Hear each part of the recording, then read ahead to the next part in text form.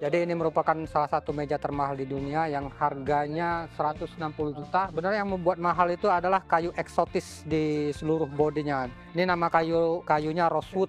Jadi salah satu kayu termahal dan langka. Spek kelas 1 dimulai dari cushion, kemudian pocketnya. Ini lebih presisi dibandingkan cushion biasa. Misalkan bolanya patul ke ban, otomatis jalur keluarnya sama seperti jalur masuk bolanya.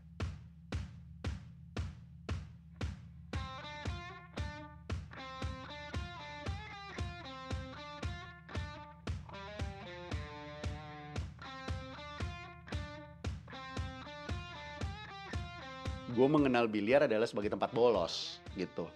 Bolos ya main biliar gitu ke tempat. Di situ seolah-olah tuh wah gitu ya, kayak tempat di mana gue bisa wah dulu masih ngerokok gitu ya, wah ngerokok, wah ada alkohol, ada apa dan segala macam gitu. Seolah-olah tuh kayak ini tempat paling bahasanya pada saat itu mungkin gue buat gue dan teman-teman ya. Ketika kami jadi laki-laki dan cool gitu.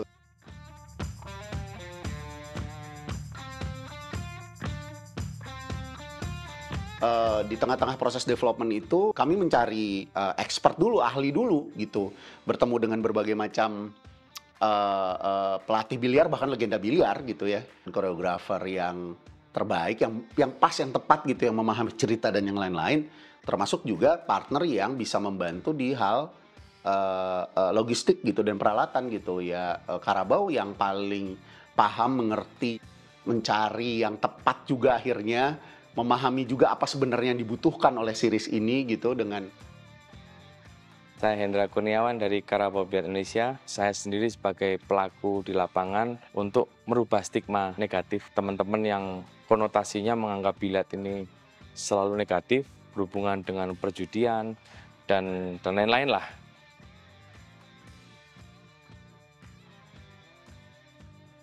Biliarnya sendiri saja sudah sangat magical gitu.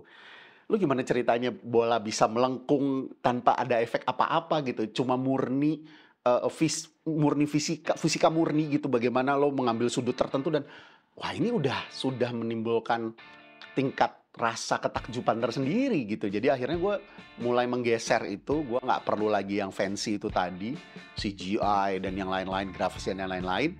Gue mau menangkap, mengcapture rasa ketakjuban gue ketika gue melihat langsung biliar gitu.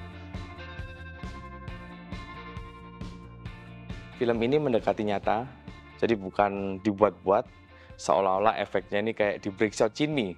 Double head snake nggak ada di sini. Adanya cuma jump shot Mase, itu pukulan trick shot yang memang umum dilakukan, tetapi harus memiliki effort yang tinggi untuk bisa mengeksekusi pukulan itu.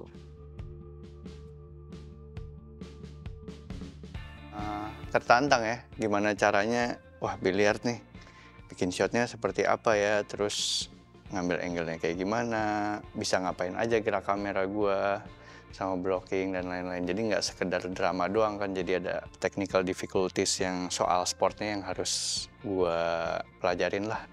Kalau bola kayak gini ngambilnya dari mana ya, atau oh perlu angle kayak gimana, atau gerak kamera yang gimana biar penonton awam pun merasakan oh susah juga ya, atau tegangnya shot itu atau susahnya shot itu seperti apa gitu. Kita siapkan workshop yang cukup intens selama hampir mendekati 3 bulan gitu. Kita mencoba untuk membuat mereka terlihat meyakinkan. Gue harus bisa nih gitu. Enggak, ini bisa dipelajarin gitu. Nggak mungkin gue nggak bisa ngelakuin ini gitu. Jadi tantangan juga buat gue bahwa gue harus bisa menguasai ini gitu. Jadi dikasih tahu cara mukul yang benar, terus cara berposisi yang benar, berdiri, terus aiming yang benar. Ya kan, kertas, 5 kali pukul kertas, 1, 2, 3, 4, 5, ya break dulu, ya kertas lagi gitu. Dan itu workshopnya 5 jam, break 1 jam, jadi 4 jam gitu kan. Kebayang 4 jam cuma mukul kertas dan memang tidak boleh mukul bola gitu kan. Siksaan. Latihan berkali-kali hanya untuk mukul 1 titik aja gitu terus gitu. Pulang sakit-sakit sih. Saya kan mesti tetap ceria ya. Gitu. Cara ngatur emosi juga. Soalnya kelihatan tuh gue kalau udah berkali-kali nggak masuk-masuk itu gitu frustasi gue gitu. Jadi gue ngerasa acting dan billiard ini sebenarnya nyambung gitu. Soal ego, soal kontrol, mengatur psikologi lawan, mengatur psikologi sendiri gitu. Gitu. Mau mata lu sebagus apapun, kalau ayunan lu ngaco, lu nggak akan jago main biliar. There's a lot of little things like that. Angle berubah sedikit pun dari jalan segala macam, kita seberapa nunduk segala macam visi kita, yang hal-hal kecil itu yang very interesting to me gitu. Fundamentalsnya biliar yang gue lama belajarnya gitu.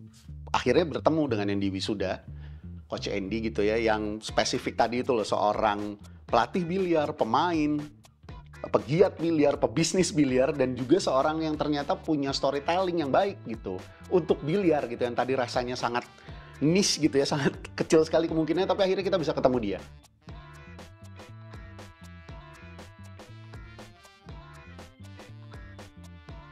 Coach Andy itu orangnya, tampangnya tuh galak banget. Sumpah, I have to say, tampangnya galak banget. Tapi kalau diajak ngomong, orangnya sereceh itu. Q, Andy tuh Q kayaknya. Cuma bedanya Q gondrong, dia botak gitu.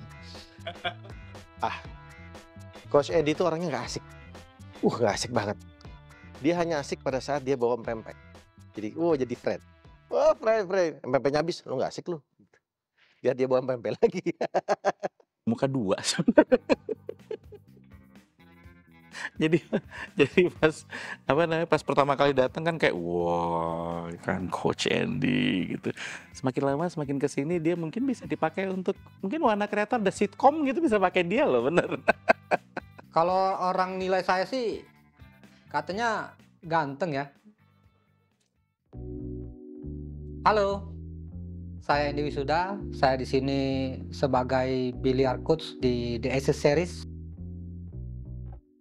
Nah, dari awal itu kita melakukan assessment, kemudian kita buatkan program apa saja yang harus dijalani untuk mereka latihan.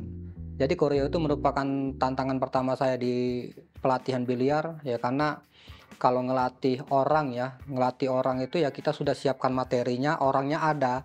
Nah, koreo ini ceritanya ada, tapi terkadang kita mengkombinasikan dengan teori biliar itu nggak masuk akal, karena saya akui penulisnya Wahana ini sangat keren sekali. Imajinasi mereka soal biliar melewati kapasitas kita sebagai pemain sendiri ya.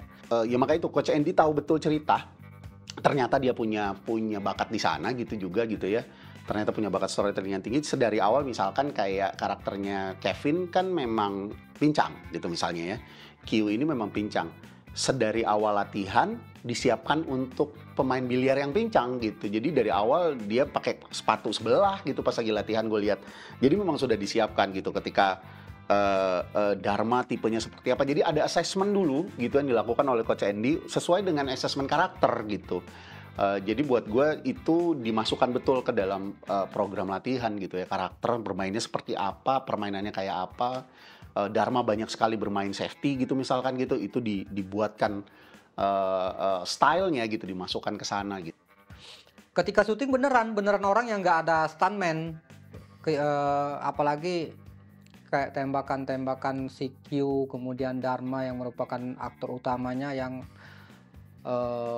istilahnya tembakan bintang 5 yang tanpa dikat ya. Dan ini menurut saya sih keren sih.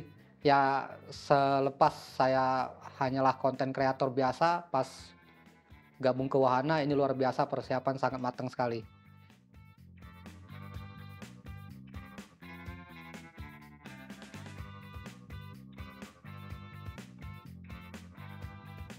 Ada teman-teman dari benar-benar dari pelaku biliarnya sendiri, baik itu pengusaha biliarnya, baik itu atlet biliarnya, itu mau support, itu bantuan yang sangat berharga. Beneran atlet biliar yang kita ajak, salah satunya ada Abel, ini peraih medali perak PON Papua.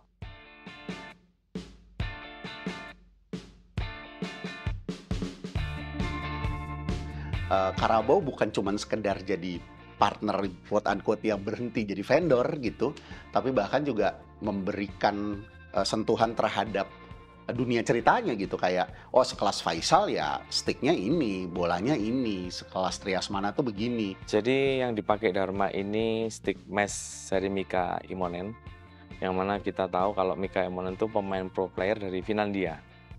Harganya juga tinggi karena yang pertama memang produksinya juga nggak banyak, yang 2 Pro Series. Mahal karena ada kualitas juga. Kalau di Taurus bisa ada begini, bentuknya bisa kayak begini, sticknya seperti ini dan yang lain-lain.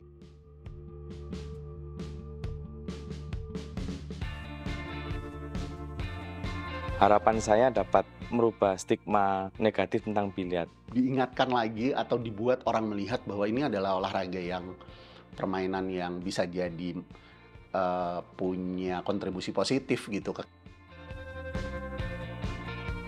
Hai teman-teman, jangan lupa saksikan Saksikan The Accessories hanya di Prime Video.